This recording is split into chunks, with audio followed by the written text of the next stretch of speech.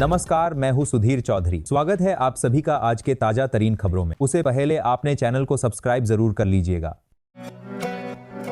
PM Modi ने घाना की संसद को किया संबोधन, कहा हमारा लोकतंत्र सिस्टम नहीं संस्कार है। प्रधानमंत्री मोदी बुधवार को 2 दिवसीय यात्रा पर घाना पहुंचे हैं। गुरुवार को घाना ने पीएम मोदी को घाना के सर्वोच्च नागरिक सम्मान the officer of the order of the star of घाना से सम्मानित किया गया। इसके बाद पीएम मोदी ने घाना की संसद को संबोधित किया। संसद को संबोधित करते हुए पीएम मोदी ने सर्वोच्च सम्मान देने के लिए आभार जताया।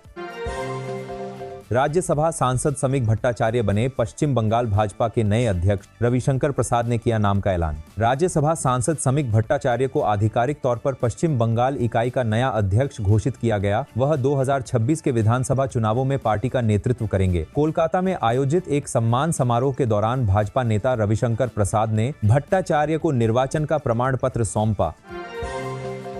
यूपी कैबिनेट ने 30 प्रस्ताव को दी मंजूरी। जेपीएनआईसी का संचालन करेगा लखनऊ विकास प्राधिकरण। मुख्यमंत्री योगी आदित्यनाथ की अध्यक्षता में हुई कैबिनेट बैठक में अहम फैसला लेते हुए जेपीएनआईसी के संचालन की जिम्मेदारी लखनऊ विकास प्राधिकरण को सौंप दी गई। लोक भवन में मुख्यमंत्री योगी आदित्यनाथ की अध्यक्षता में हुई कैबिनेट बैठक में 30 प्रस्तावों को मंजूरी दी गई, जिसकी जानकारी बैठक के बाद प्रदेश सरकार के मंत्री नंद गोपाल गुप्ता नंदी ने फैसलों की जानकारी दी।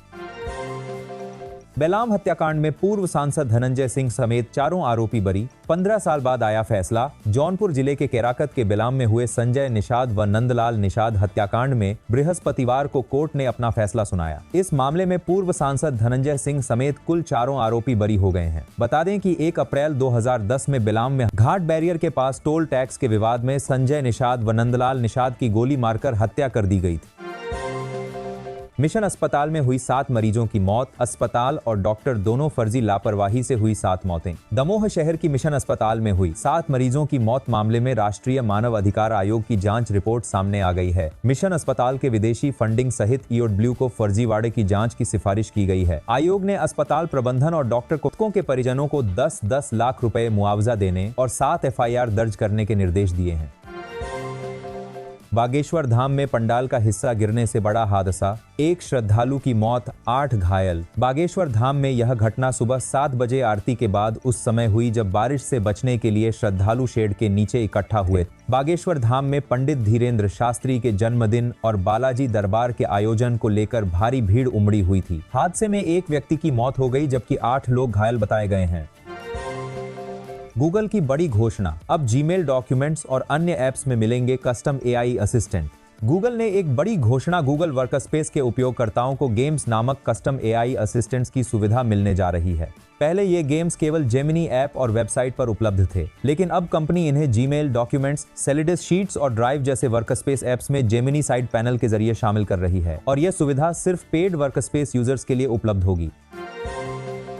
मनी लॉन्ड्रिंग केस में जैकलीन को झटका। हाईकोर्ट ने खारिज की एफआईआर रद्द करने की याचिका। 200 करोड़ रुपए के मनी लॉन्ड्रिंग केस में अभिनेत्री जैकलीन फर्नांडिस को राहत नहीं मिली है। दिल्ली हाईकोर्ट की तरफ से इस मामले में उन्हें झटका लगा है। जैकलीन के खिलाफ एफआईआर रद्द करने की याचिका को दिल्ली हाईकोर्ट ने खारिज कर दिया है।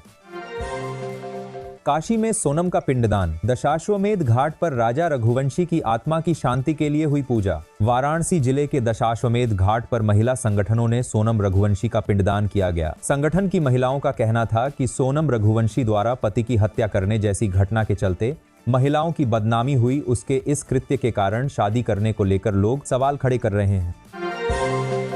चंडीगढ़ यूनिवर्सिटी ने ग्लोबल नेशनल रैंकिंग में छुई नई बुलंदी। दुनिया की शीर्ष 2% यूनिवर्सिटीज में हुई शामिल। चंडीगढ़ यूनिवर्सिटी ने दुनिया की शीर्ष 2% में शामिल होकर क्यूएस वर्ल्ड यूनिवर्सिटी रैंकिंग 2026 में प्रभावशाली 576वां रैंक हासिल की है। चंडीगढ़ यूनिवर्सिटी ने इस सूची में शामिल होने के लिए 125 स्थान की छलांग लगाई है। लिवरपूल, पुर्तगाल के स्टार फुटबॉलर डियोगो जोटा की कार दुर्घटना में मौत। 10 दिन पहले हुई थी शादी। लिवरपूल से खेलने वाले पुर्तगाल के स्टार फुटबॉलर डियोगो जोटा की कार दुर्घटना में मौत हो गई। वह महज 28 वर्ष के थे। मीडिया रिपोर्ट्स के मुताबिक स्पेन में उनकी कार दुर्घटनाग्रस्त हुई और हादसे के वक्त उनके साथ कार में उनके भाई आंद्रे भी मौजूद हाद में। यह दुखद घटना जोटा की शादी के 10 दिन बाद हुई है। फार्मा प्लांट विस्फोट में 9 लोग अभी भी लापता, डीएनए से होगी पहचान। घटनास्थल का दौरा करेगी विशेष टीम।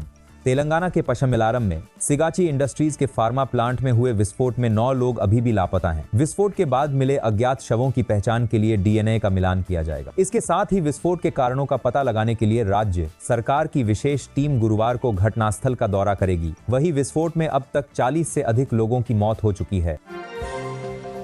जब वो वक्त आएगा तब देखेंगे। अमेरिकी सांसद के नए रूस विरोधी बिल पर बोले जयशंकर। विदेश मंत्री एस जयशंकर अमेरिका दौरे पर हैं। उनसे अमेरिकी सांसद लिंडसे ग्राहम के नए विधेयक को लेकर सवाल किया गया तो उन्होंने कहा कि भारतीय दूतावास और हमारे राजदूत लिंडसे ग्राहम के संपर्क में हैं। बाकी जब विधेयक पारित होगा तो उस वक्त देखा जाएगा कि क्या करना है। एक प्रेस कॉन्फ्रेंस को संबोधित करते हुए जयशंकर ने कहा कि भारत अपनी ऊर्जा सुरक्षा को लेकर चिंतित है और इस बारे में ग्राहम को भी समझाने की कोशिश हो रही है।